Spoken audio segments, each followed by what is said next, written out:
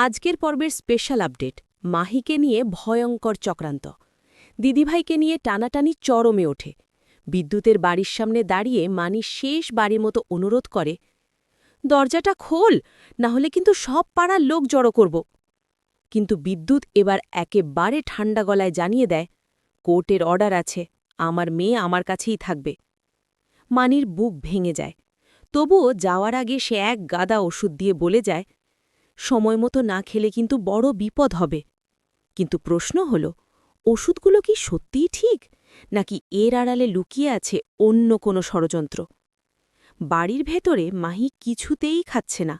সে বারবার বলছে, আমি রাক্ষসের কাছে থাকব না, আমাকে নিয়ে চলো বাবা। সবাই অবাক, হঠাৎ করে সে এত ভয় পাচ্ছে কেন? কাকে রাক্ষস বলছে সে? এর মাঝেই লাইট চলে যায়। ঘর অন্ধকার। মাহি হঠাৎ উধাও। সবাই চিৎকার শুরু করে, মাহি, মেহেন্দি, কোথায় গেলে? ঘরের ভেতরেই যেন কুয়াশার মতো মিলিয়ে গেছে সে। ভুল ওষুধের সন্দেহ। এদিকে মানি জানতে পারে মাহিকে নাকি ভুল ওষুধ খাওয়ানো হয়েছে। মানির চোখে জল। মানুষ এত নিষ্ঠুর হতে পারে? অতটুকু একটা বাচ্চাকে নিয়েও খেলতে পারে?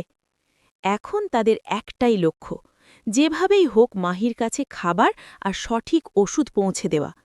কারণ না খেলে সে ওষুধ খেতে পারবে না, আর ওষুধ না খেলে হতে পারে মারাত্মক বিপদ। Delivery plan. তারা এক ডেলিভারি বয়ের সাহায্য নেয়। ঠিকানা ৩৫-এর বিটা, কুয়াশা ঘোষ। ডেলিভারি বয় ভয় পেয়ে বলে, দাদা, আমাকে ঝামেলায় ফেলবেন না।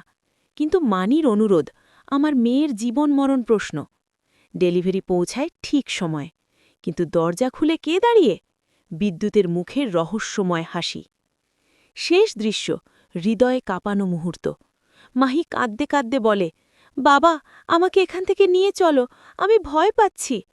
বিদ্যুৎ কি সত্যিই মেয়ের ভালো চাইছে, নাকি সে কোনো ভয়ঙ্কর খেলায় মেতে উঠেছে? আগামী পর্বে যা হতে চলেছে। মাহি কি সত্যিই অসুস্থ, নাকি ওষুধের প্রভাব? মানি কি সত্যটা প্রমাণ করতে পারবে? বিদ্যুতের আসল মুখ কি এবার সবার সামনে আসবে? আপনার মতে বিদ্যুৎ কি বদলাবে? কমেন্টে অবশ্যই জানাবেন।